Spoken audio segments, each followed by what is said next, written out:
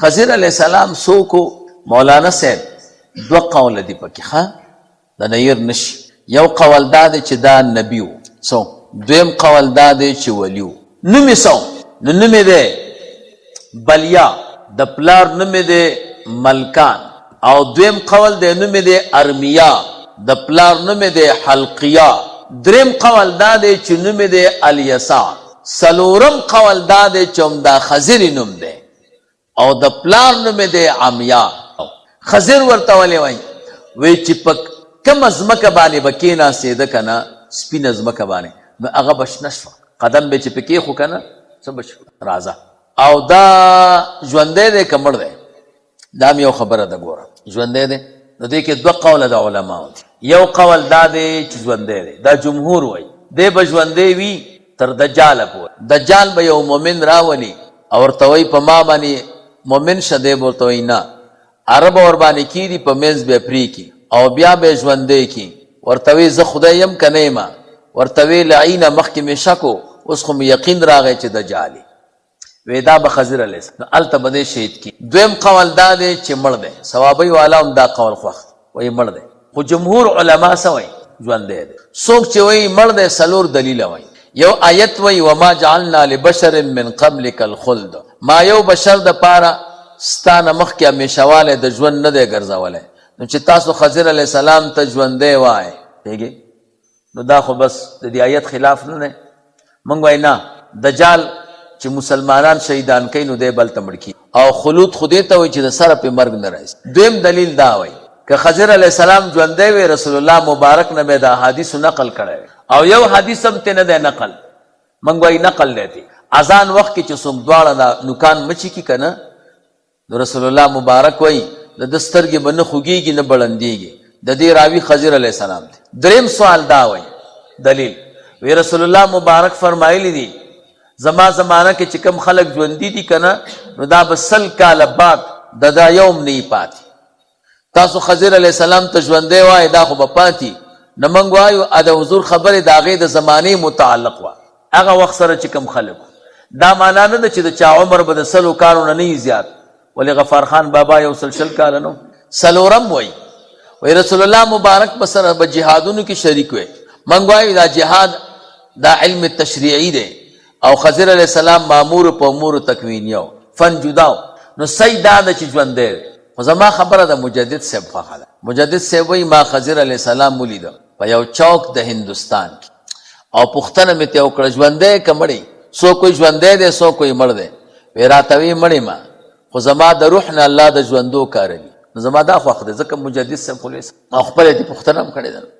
حبیب عجمی رحمه الله حسن بصری صاحب پسې روان دیږي نو حبیب عجمی صاحب زړه کې د سراغله چې راشه دا پټکې کوس کا او د حسن بصری صاحب د خو ته د سي خور کا چې د پاغي قدمونه نبی زړه کې ورته ویلې شو چې دا تسکه پټکې سنت د رسول الله دی او ته د خو تک دی بل کار وکړي یو ځل حسن بصری صاحب ته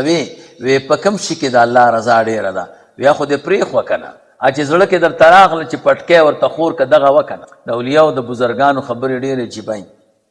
نو طالبان او علما دی به د پیرانو په کارونو اعتراضونه ځکه نه کوي چې فن جدا ده او تصوف بکای په خپل مرشد چې د اعتراض وکړه بیا غربت او سلسله ختمیږي ته په هغه کله پیږي دا عبادت د غیر الله کله شروع شو صحابه خبر دا چې تر نوح علیہ السلام زمانی پوری خلق سدی زامنو کان الناس امتا واحدتا من زمن آدم الى زمن نوح د نیکانو خلق عاشقانو بیا داسې کار وشو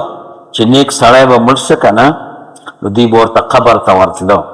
نیکانو ته مونږ ته زیارتونو ته ځو کنه نو دا په الف لام شیطان نه دی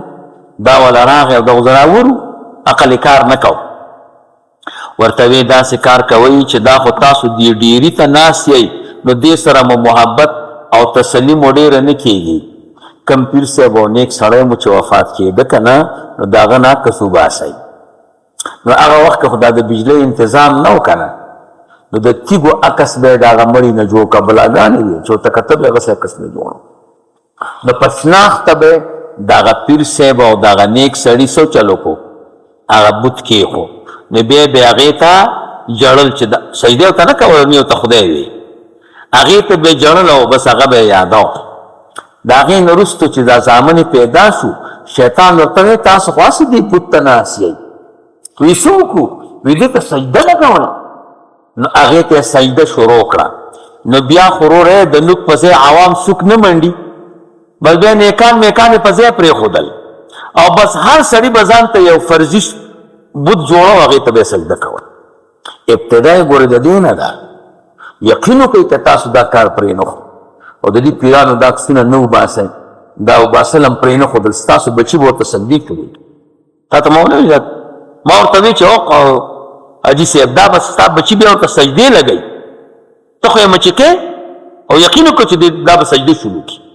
ما ته وی یو دا کار نه منم، ملګری مې خو دا به زما د زړه یو چاحت او تمنا دی. ما زه پوه شوم چې دا نه کړي داسې کارونه ونه کوي. ښه دا خو څه مینه نه ده او دا نه محبت دی. پیرانو نه عکسونه ونه باسئ او ځان سره په جیبونو کې ونه ګرځوئ، دا بند دي. اوس پاکستان کې یو بل مصیبت جوړ دی، خبرې مخکې به چې پوسټر د جلسې چاپ کوو که نه نو نومونه به اوس عکسونه ورکوي. دا مولوي صاحب راځي عکس یې ورکړي لیدلی دی او دا مولوي صاحب راځي عکس به ورکړي. دا څه شي د پیرانو عکسونه د علماو؟ نو کار خراب دی. ښه ما نه څوک پوښتنه وکړي عکس روا دی که نه؟ ویم نه ناروا دی.